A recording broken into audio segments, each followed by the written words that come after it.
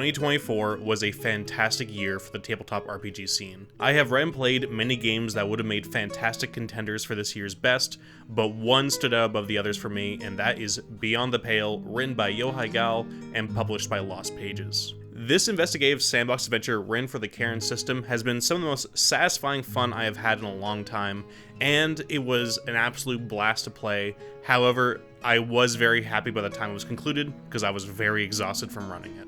This is one of the hardest scripts I've had to write because there are so many amazing elements, along with a few issues as well that we'll get into, that because there were so many interconnected elements and so many different fantastic parts that I didn't really know where to start, I had trouble deciding how to actually lay out the information in a way that will actually be coherent without reading the book itself. I think it's best to start with the fact that this is based off of Jewish mythology and folklore, and also based off of a very grim time in Jewish history. North of the Black Sea from 1791, most of the Jewish subjects of the Russian Empire were confined to this land known as the Pale of Settlement, persevering through poverty, harsh conditions, and systemic abuse up until 1917, when the beleaguered empire expelled its last breath and collapsed at the hands of the February Revolution.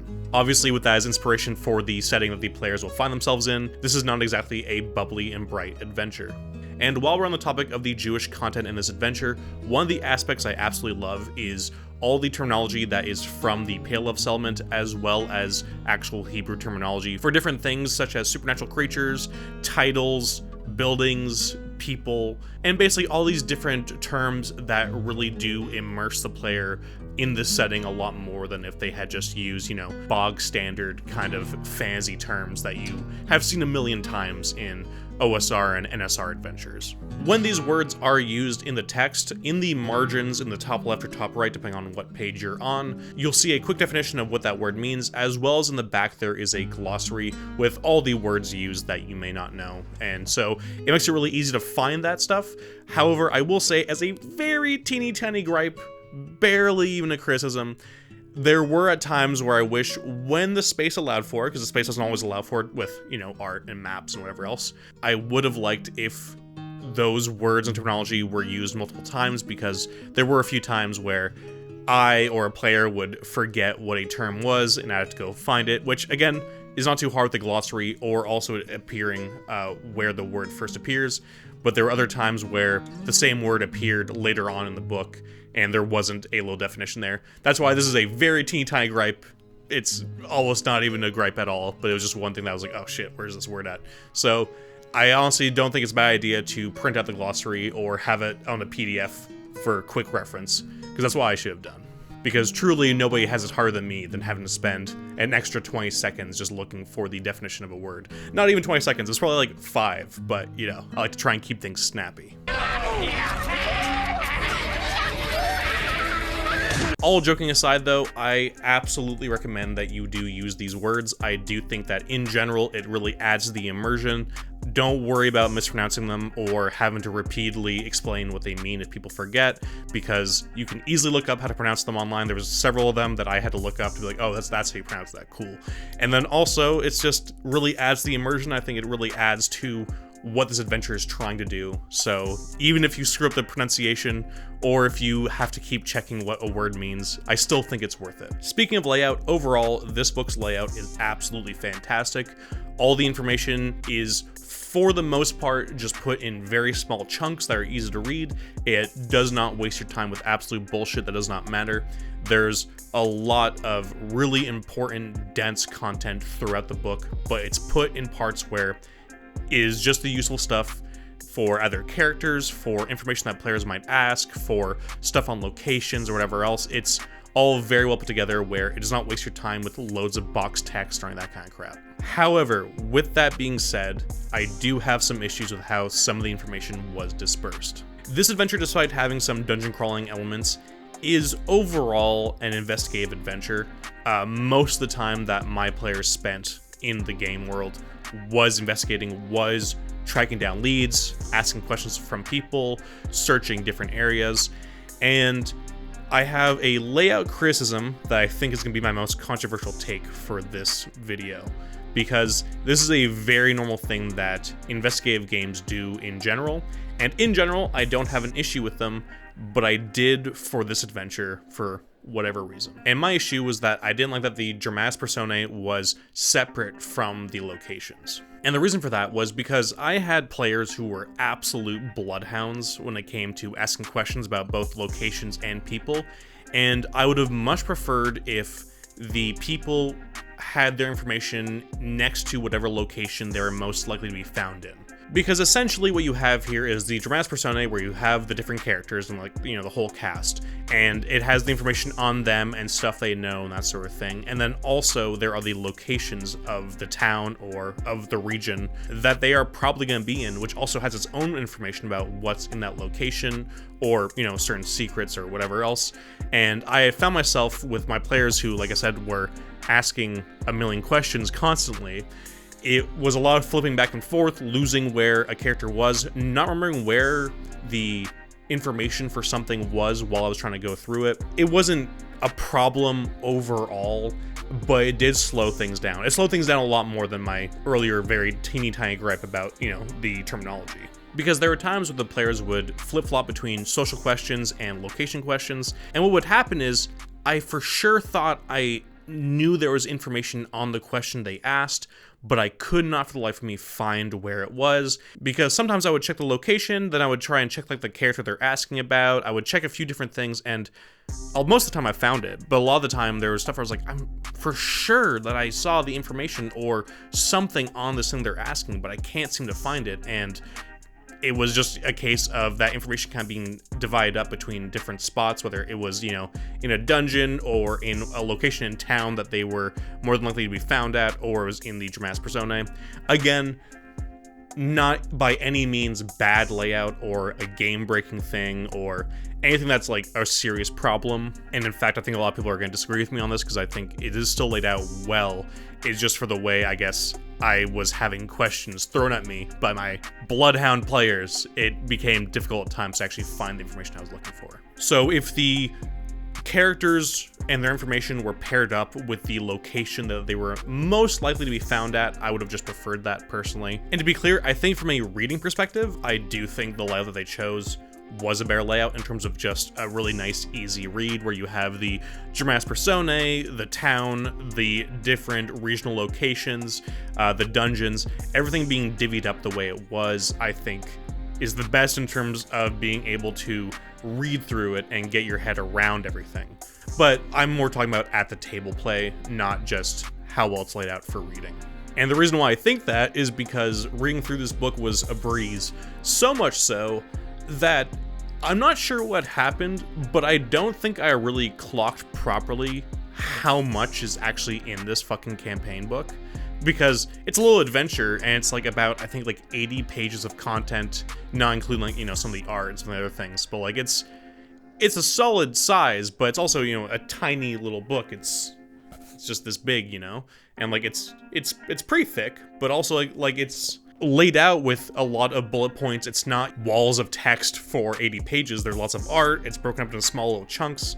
So for whatever reason, I was like, okay, I can do this in probably 3 sessions. So I was like, all right, session 0, you know, it's just gonna be us hanging out, making characters, just getting comfortable with each other so that we can have like a good game, because, you know, just immediately raw dogging with a group that hasn't played together before, which I realize is the fucking worst way to say that, but you know what I mean, where, you know, that awkwardness where it might not be a great game until like an hour or 2 hours in, depending on the group, because, you know, you're not super comfortable with each other, but everybody kind of already knew each other, and they also, you know, just sort of got along. We mostly joked around, so get everybody comfortable for the 2-3 hour sessions that I had planned for content. Anyway, those 3 sessions ended up turning into 6 sessions, because there is so much in this fucking module, and it's both amazing and kind of scary how I wasn't aware of just how much there was in here while reading through the entire book like 2 or 3 times before running it. Like, this adventure is so fucking dense in the best way possible. Kind of like you, actually. But also, it was something that I just, for some reason, could not tell how much was in here or how long it would take, which I'm usually pretty good at doing just from a read, but everything is so interconnected in a way that works really well. For a party like the one I had who were super engaged, super into what we were doing, and just asking a bunch of questions and running down every lead they could and just sort of deliberating a bunch and role-playing a bunch with each other, it became very clear by like session 2 that we were not going to get this done in the allotted time. Because I'm not really a fan of putting down guardrails in a game like this that is such a unique and nice sandbox for what we were dealing with. I know there's a lot of adventures out there that claim to be sandboxes, and maybe this is more also with Cairn than, you know, other systems as well that helps facilitate this. But this felt like an actual really satisfying sandbox to run. There's a lot of sandboxes that are sandboxes, but they might not have that much connective tissue. They might have all the trappings you're looking for with, you know, hexes or point crawls or random tables or whatever, but are overall not that interesting or just don't have that much going for them that really makes players, you know, really engaged in trying to run down what's going on in the area. That is not a problem in this adventure. My players, with the hook they had, were engaged from minute 1 and were already figuring stuff out before they even got to the main town. And the reason for that is that this is like a perfect kind of sandbox.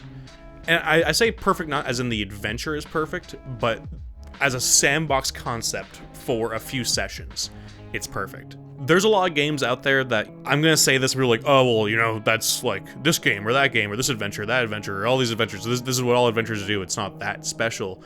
But what I have found with a lot of adventures that are sandboxes is that they're not actually that open. You know, they have the hexes, they have the random encounters, they have the this, the that, the whatever, but they end up not actually being that interesting, or they're not that connected, or whatever it is about them. It's just not that engaging in terms of being a, you know, real, living, breathing world. As a good GM and a good group, you can absolutely clear that gap and have a extremely memorable time from a very lame module. But then if we're doing that, we get into that conversation about like, well, RPGs can be anything. We can just do whatever you want if you're just good enough at doing it. So it's kind of a pointless thing to even talk about. But as what's written in here itself, it is so well done to allow the players to follow their hearts, I guess, and do whatever they want. And I really, really like that. So I allow them to have as much agency as they wanted. I let them just run down whatever clues they want. They had one thing I can't talk about right now because I'll save it for the spoiler section later. But basically they had one hook that they were constantly trying to figure out what to do about, but then they were also trying to solve other problems that were coming up while they were in town. They were doing little side quests and everything else.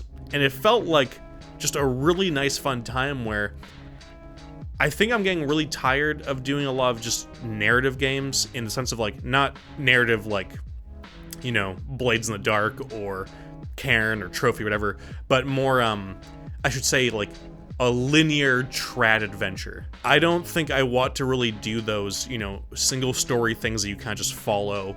I think this is absolutely more my style of just being able to have this world and kind of go with the players like, hey, do whatever the hell you want and we'll see what happens. Yeah, sure, there's some, you know, pushing in a certain direction because there's a story here and everything else, but at the same time, I'm gonna let you do whatever the hell you want. But in any case, before I keep rambling on, I'll save those details for the spoilered section, but the last thing I'll say is I have been a listener of Between Two Cairns, and it has made me realize that when Yochai, who's the writer and also one of the co-hosts on that podcast, calls modules railroads, I still disagree with some of the takes on certain things being called railroads, but overall, after reading and running this, if this is the baseline level of agency that he's used to, I completely understand now why he calls so many things a railroad, because this was one of the most open and player agency driven short campaigns I have ever run. Anyway, moving on to the art section. Overall, I would say all the art goes from serviceable to really, really good. Nothing stood out to me as bad. I just think some of the pieces weren't really like memorable or just weren't really my style. But overall, I think most pieces are very pretty and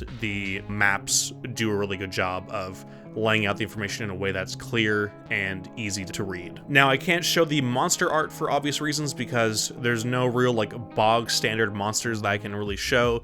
All the monsters are unique and are different from each other, so I think showing any of them kind of falls into a spoilery section. But what I will say is that all the monster art that is here is absolutely fantastic.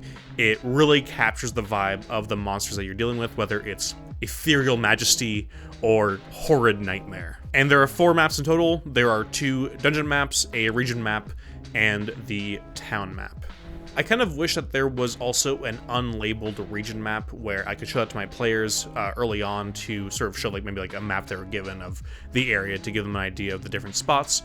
However, in gameplay, it didn't really matter because after a certain amount of time when they were given enough ideas of where locations were, I kind of just gave them most of the map anyway. And also, a lot of it doesn't really matter, I guess, until people start telling you about certain areas, but I would have just liked it as just a general kind of here's a way to sort of contextualize yourself in this little region here. As to the town map, I just gave it to them right away as soon as they got into town.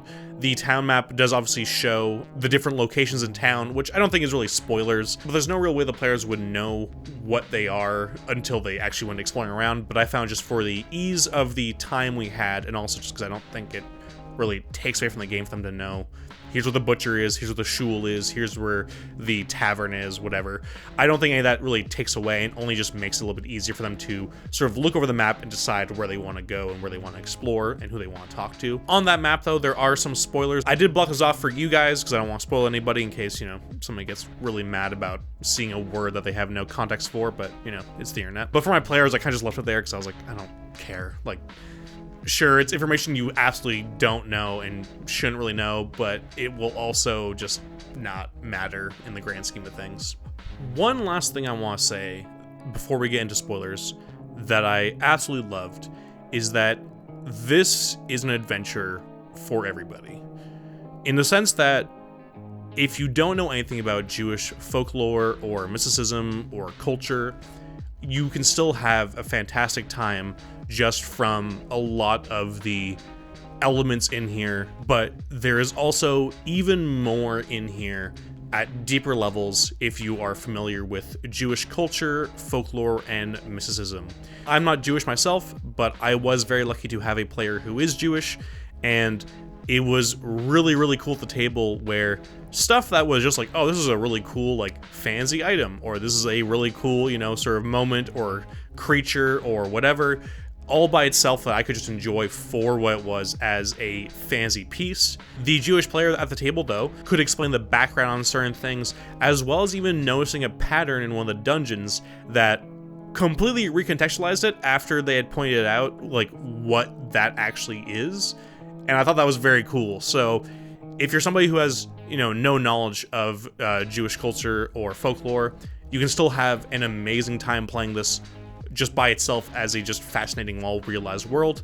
But if you do know more, then there is a lot of deeper content in here that you're going to appreciate that others will not pick up on, which I find just very cool. I just love any kind of media that can be enjoyed by everybody, but for the few who know more, they can enjoy it on a deeper level. However, with that, we are going to get into spoilers now. There was a lot I couldn't talk about before, and I don't think it's any secret or surprise that I recommend this book, obviously by the title and everything I've said so far. However, if you are looking to run this, I do recommend sticking around because I will be giving advice and details on things deeper into it that you might find useful if you do want to run this yourself. So we're gonna get spoilers now. The players will arrive in a town called Kest halfway through a week-long religious holiday in commemoration of a supernatural tragedy 30 years ago that killed most of the adults who made up Kest at the time. Presently, the town has much more material troubles as a corporation has sort of moved in somewhat, trying to take over the lumber industry here, and this has caused a stream of issues and kind of a schism in town as this has led to other problems such as, xenophobia, labor issues, and just general unrest when it comes to, a bunch of foreigners coming into a town of a marginalized people. Internally, these troubles are divided between two different factions. The more progressive Parnas, and Parnas is kind of like the mayor, and he wants to modernize Kest, and he sees the Holtz Company, the company looking to extract, the lumber from Kest here and sort of take over the lumber industry in this region. He sees them as a way to move forward, to make Kest more commercially viable, bring money into the region, and also just sort of profit from this while still trying to take care of his people. It seems like, from how it's described in the book, it does seem like he does think he's doing the right thing by doing this. He's a little bit corrupt in certain ways, but it does seem like his heart is in the right place. And the other faction is his brother, the Rebbe, or Rabbi, who is more traditional, does not want the foreigners here, for both, xenophobic reasons, but also they are marginalized people that are being held in a sort of Russian Empire kind of allegory here. So you can't really blame him totally for not being super down with this corporation moving in and bringing in a lot of people who are essentially their oppressors. There's also these soldiers that are in town that are essentially the imperial regime soldiers. They came up a little bit in my game, but they weren't like a huge part of it, but they were sort of there to show kind of a little bit of the oppressive nature of Kest. But with that, the Rebbe and his followers are looking to defy the Holtz Company and try and run these foreigners out of town. This is the central conflict that has the world sort of unraveling around it. And the reason why it works so well is that both brothers are flawed and are both trying to do the right thing. They both have their issues, they're both not the best people for various reasons, and they make mistakes, one probably more than the other, which we'll get to in a second, but it makes it really compelling because you can talk to both of them and you can hear their points, depending on where you fall on the political spectrum or where you fall from your own personal experiences. You might just sort of be more on one side than the other, but it's clear that these two brothers still have a familial bond to each other, are trying to do the right thing in their mind, and trying to do the right thing not only for themselves, but for, like, the town as a whole. And they're both kind of making dumb mistakes, and so it's just very human. I think very easy, especially for me as somebody who's, like, very leftist, that if I was writing something like this, I would make, the Parnas or somebody else who's sort of in the Parnas shoes be a lot more of just the good guy and have, the more traditional sort of religious character be way more of a demonized kind of very black and white, not relatable character. But that's not how it plays out here, and it's not how I played out either character. I didn't play one as, more benevolent and one as more evil, and in fact the players ended up going more with the Rebbe, which I was not expecting at all, but we'll get into that in a bit. But because of that, you have these two factions that feel very real, and it feels very muddy, and it feels very complicated, and it feels very much like family and the issues that you have with family. So I really like that aspect quite a bit. So their actions and motivations make complete sense. And this is going to get a little bit crazy because I'm just going to give you sort of the general overview. Now, I'm not going to be using a lot of the terms they use in the book just for the ease of explaining this to you. If you end up running this or playing this yourself, then you'll learn all these terms and everything. And also, this is going to be without as much nuance as there is in the book, but I'm just trying to make this as simple as possible because it's just a very complex situation. So, due to the growing conflict between the two factions, the Rebbe and his followers in response have made a ritualistic facility underneath the shul, or, temple, in the middle of town in an attempt to create supernatural forces that can run the Holtz Company and the foreigners out of town. However, as it always seems to go when humans deal with forces that they aren't fully equipped to deal with or know how to deal with, things go pretty fucking wrong pretty fucking fast when they try and make a golem.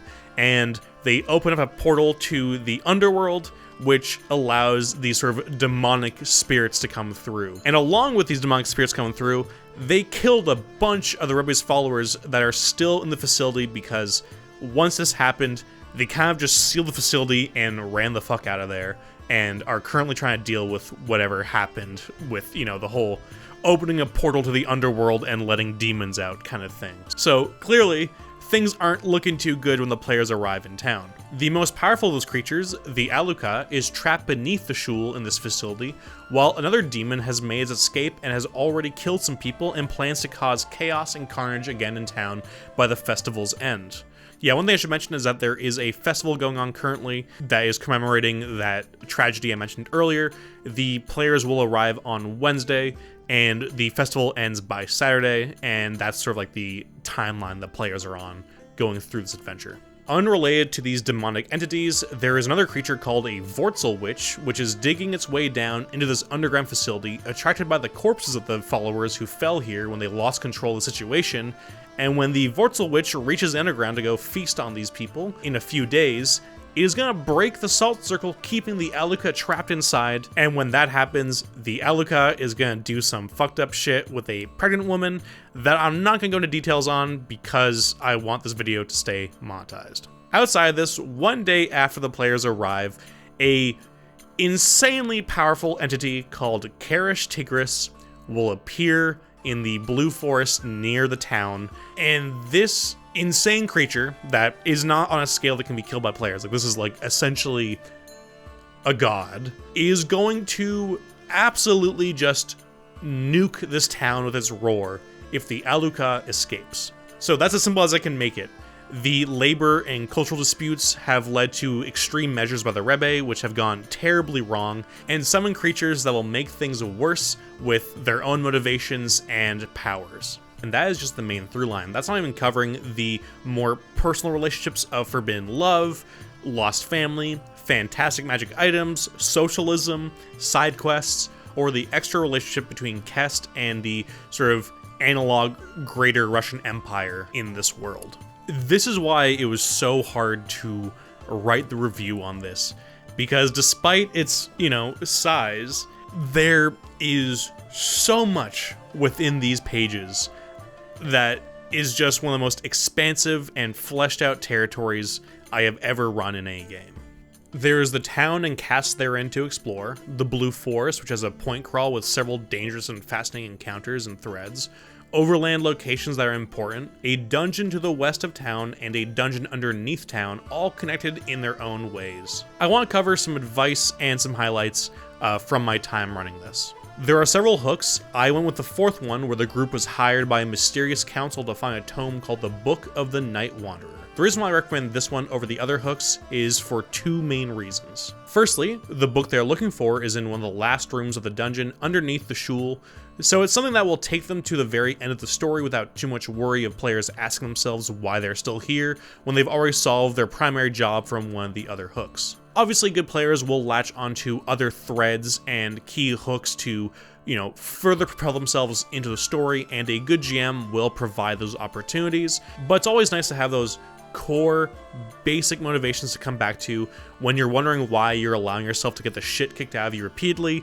So having that little thing to always come back to as to why you keep going is just nice to have. And for the second reason why I chose this book is because the Book of the Night Wanderer fucking slaps. It is one of the coolest magic items I have read in recent memory, and that's because it is a book that summons angels. Anybody can read it, even if you're illiterate, and it will summon 1 of 10 angels randomly, or it will summon the angel associated with whatever room they're in the second dungeon underneath the Shul, which is called the Tree of Life, that facility I mentioned earlier. These grant powerful abilities, but they all come with a drawback that seems just like so much fun to roleplay. Unfortunately, my players were too scared to even crack it open, but it was still a really fun thing to have them sort of holding on to and sort of role-playing what the fuck do they do with this, because they know what it is, they know what it can do, but they're very scared of whatever might come out of it, especially with the different things that they had already seen in the facility,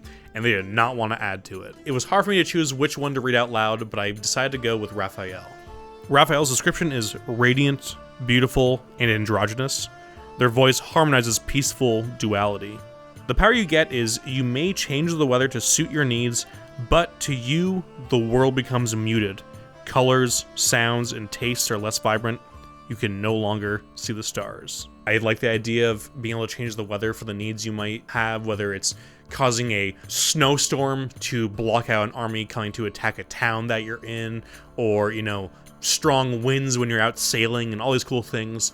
But I love the idea of that insane power, especially in a game that's a more narrative like Cairn, also takes so much from your character, and I could see a really good player sort of either showing like a weird form of depression or having them act in certain ways that are maybe less human as they become a bit more detached or disassociative, and I just love that a lot. And the other 9 are like that, where they're very powerful, but there is a very interesting drawback that isn't just like get fucked, but it's more like, how can I make this really interesting to roleplay, and how is this gonna be like a development for my character? As for the main highlight, this anecdote comes from them finding a creature in one of the first rooms in the first dungeon that they went to, the one out in the west in the ruins. In this room, there is a floating goat man thing in a room with several goat-like creatures singing out the sins of the villagers of Kest in unison. This goat man, or like goat deity, goat god, whatever you want to say, you know, he's goated, whatever he is,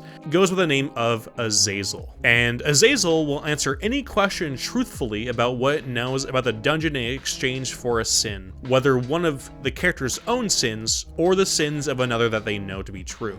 For the sake of time, I made Azazel a lot more aware of the general region and the things going on, for a few reasons that don't really matter for this, but it was primarily just to save time. Now, I don't necessarily recommend you do this.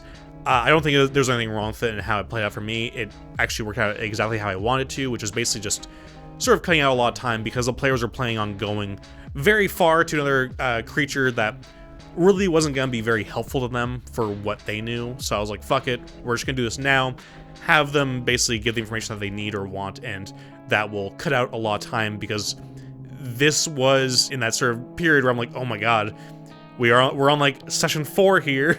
Like we need to fucking move this. Like it's all we're way behind the schedule that I thought we were going to be on. This is before I knew that we were going to play for about 6 sessions. But if you want to take more of your time with it, I would keep it to Azazel being aware of stuff in the dungeon and not the region. And if you do what I did, make sure that like the answers Azazel gives aren't like all-encompassing answers to, you know, every aspect that they're asking. I think if you're doing it for the dungeon, I think that's fine, because it's just, you know, a sin for a dungeon information is not as important. But I think if you give too much for the regional story stuff, you kind of basically not so much spoil, but you take away a lot of the drama of finding things out later. So I would say answering bluntly and truthfully of what they would know, but don't give them more than what they asked for. Just give them exactly what they asked for without being a dick. Basically, just be helpful, but be blunt and be sort of short. Don't overly extend the amount of information for just one sin. If they have a follow-up question within the answer that they were given, make them give you another sin for it. Also, I did what the book says, which is for every question asked, make the players tell a sin to Azazel, and, you know, I made the players say out their sins out loud every time, where it wasn't going to be a thing where after a while we're going to hand wave it and be like, okay, you send their sin and you get this information for this question. I was like, no, if you want the answers here, you have to come up, you know, you have to roleplay. You have to fucking come up with a sin, which all of these players being experienced players, none of them had an issue with that, but you might run into that with your own players, so just, you know, be aware that, like, it is a lot that you're asking, but at the same time, they are getting a lot for it. And also, you want to save time, you could be like, you get 10 questions, that's it, or 5 questions or whatever, and that's it. But for me, it was like, no, you guys keep telling me your sins. You're using up time. Every time you ask me a question, that's more time going by as you get an answer for it and come up with the sin to tell them. And it's just great for character development, because it sort of allows the players to kind of think of, like, what would be a sin that my character would have. And these are not like blank slate characters, but they were, you know, not characters that had like a shitload of development because they were only around for a few sessions at this point. So this is a good way to like flesh them out and make them more interesting, especially in the sense of figuring out flaws or bad actions that your characters have done, instead of thinking about like how good they are at swinging a sword, or, you know, how many books have they read to learn spells. It's like a different sort of way to look at your character, and I think that was very interesting. And also, you had to make sure that the sins had a certain level of juice, you know? Like, I wasn't gonna let them get away with, oh, like, I stole an apple when I was a kid because I was hungry. It's like, no, you're gonna give me some good shit, okay? And this led to an absurdly dark moment where the mercenary character talked about the atrocities and war crimes and horrible shit they did with their outfit before they left their mercenary company.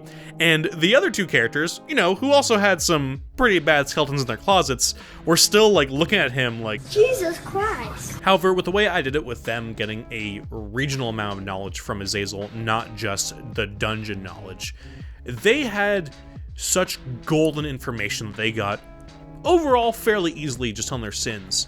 So I thought of in the moment an idea that I recommend you do, because this is where it led to my favorite moment, I think, in the game. One thing I did, and I thought of it in the moment, but I also actually ended up sort of foreshadowing it, was that every time they told a sin, I had all the goat creatures that were around Azazel sort of baw out or kind of like sing out, you know, the sin that they were just told back to them. So I made it clear that their sins are being told out loud by the goats. I made this very clear every time they told a sin to make it clear, like, hey, by the way, just like, you know, like, if somebody else stumbles upon here or whatever happens, people are going to hear your sins. But what I did was, which was pretty mean, but like I said, I was foreshadowing it, and nobody mentioned anything about like blocking the door or anything. I had one of those goats fucking book it out of that room full tilt. And that goat ran out before any of them could catch it and was head towards town out of the dungeon. And they started like being like, oh, fuck, we might be in trouble.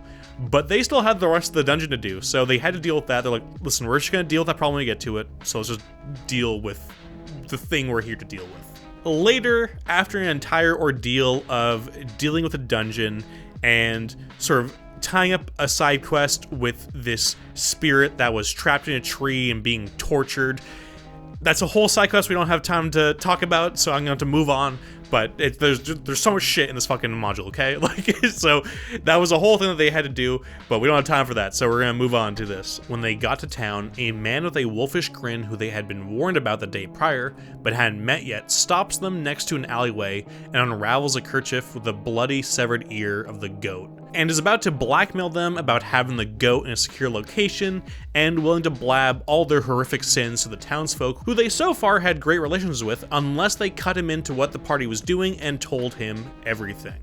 Except, and I know when we retell RPG stories, you know, you want to be a good storyteller, so you cut out the, you know, the hemming and hawing, the rules checking, the dice rolls, the back and forth, and, you know, all the, you know, usual stuff where the cool action sort of happens between a lot of boring kind of bullshit. I shit you not when I tell you, this man did not finish his blackmail proposal before the mercenary repeatedly stabbed him in the neck with a magical knife over and over again until he was dead, and dragged his body into the alleyway that they were next to.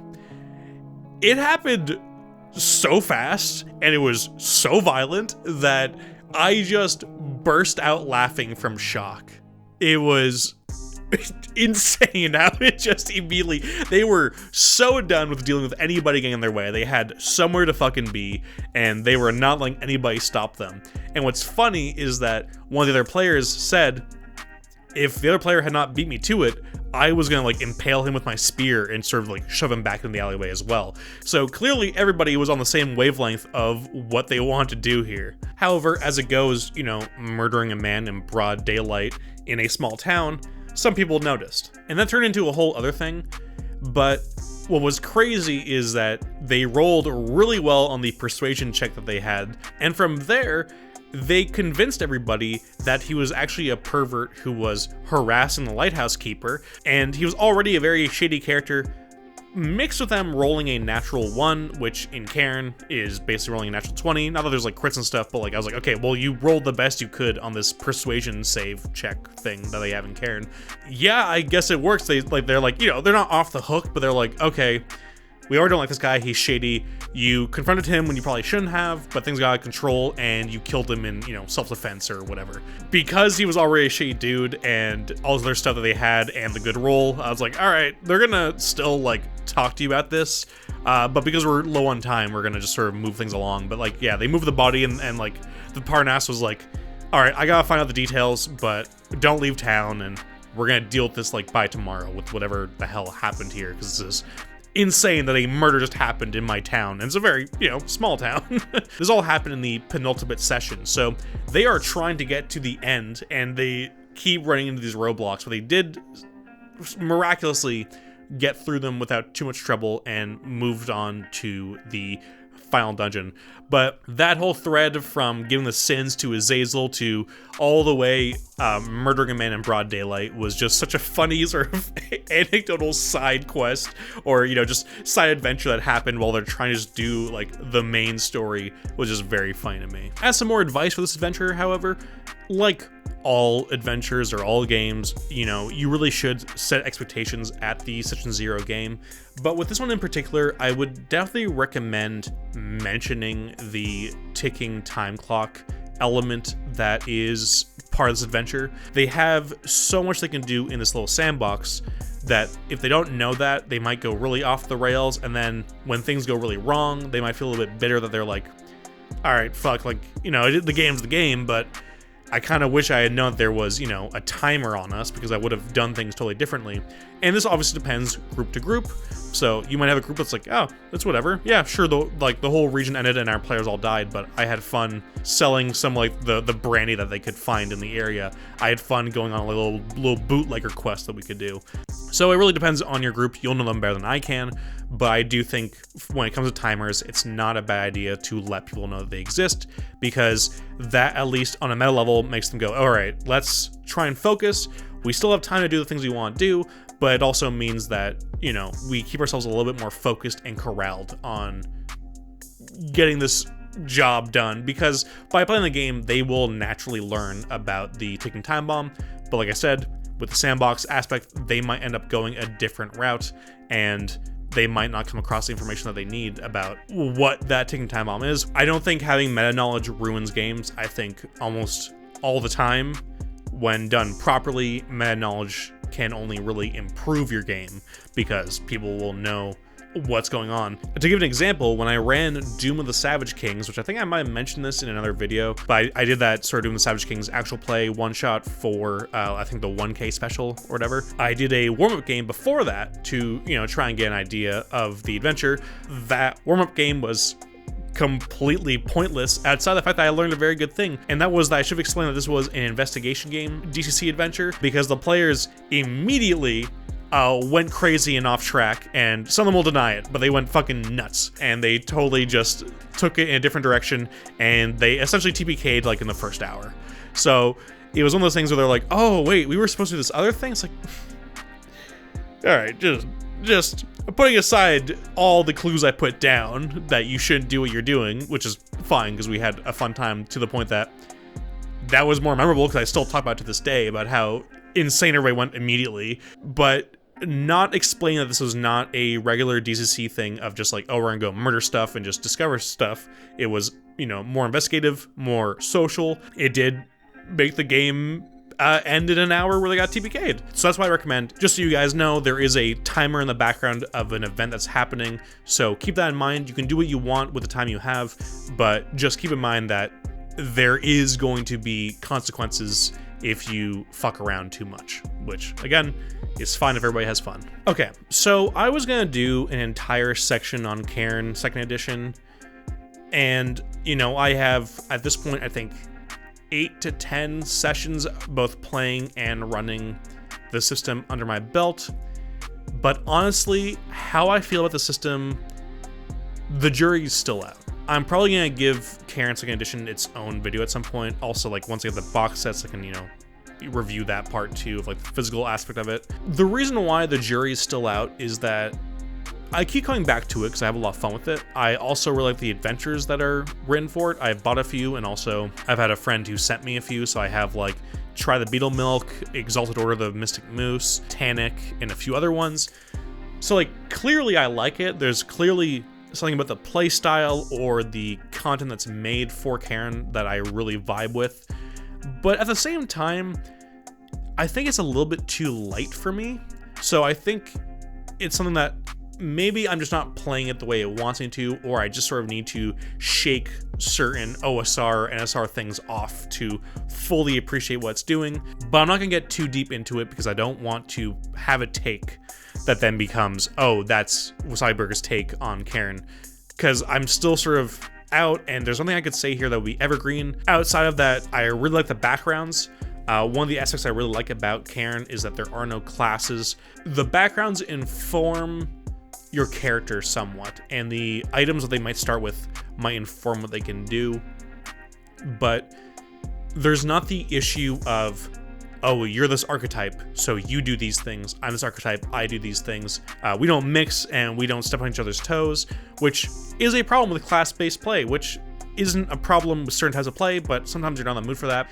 But yeah, I said I'm not gonna get too deep into it. I like Cairn.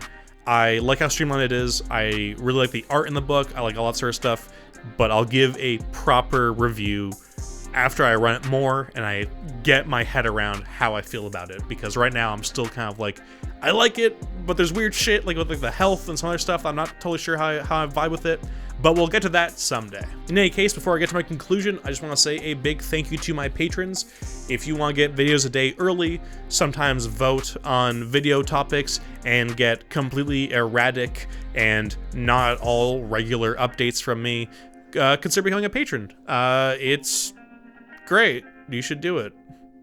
Do it now. Right now. All right. I don't think that it's some huge mystery what my conclusion is on this. The layout is overall fantastic, with almost everything broken down into bullet point-like framing, making it easy to digest all the details and get your head around all the content that can be found within these pages. The characters are alive with flaws, motivations, and their own agendas that affect both the PCs, NPCs, and the world around them. The monsters are diverse, with not a single boring filler creature, but a roster of intriguing and dangerous ones with art that matches their freak. Somebody to match my freak! I don't want to match your freak. Match my freak, you must! With Cairn not having a leveling system, but instead growth through natural development by playing the game and going on adventures, the magic items found here are also brilliant mechanically, and some are incredibly strong and unique. The world is extremely well realized, and a place I honestly could have spent more time in with the players, digging out even more of the unanswered questions by the end. And though it can be overwhelming with how interconnected and dense it is, I think as long as you don't rush yourself, you'll have a really good time with your group. I did end up feeling very exhausted by the end because of just how much there was that, for some reason, just reading through I didn't prepare myself mentally for, but it was kind of a nice exhaustion, like the kind you get after intense exercise, and not a bad exhaustion the way you get from being alive in 2025. So that is why Beyond the Pale is my favorite adventure of 2024. I absolutely recommend you pick it up. I think you'll have a really good time, and if you run it with something other than Cairn, please let me know how that goes. I'd love to hear how people found running it with, you know, OSC or, I don't know, Morkborg or whatever the hell you might run it with. I'd be interested to hear what people's experiences are with that. And I also want to give a huge shout out to my players who were able to make it into 6 sessions instead of 3, which I felt really horrible about, but they loved being there and they really wanted to see to the end, and I couldn't have asked for a better group, but I will TPK you next time, okay? You're gonna die next time. There's no coming of it. No happy ending like we had in our game. Next time, you're fucking dead. Anyway, as always, have yourself a good one, and stay safe out there.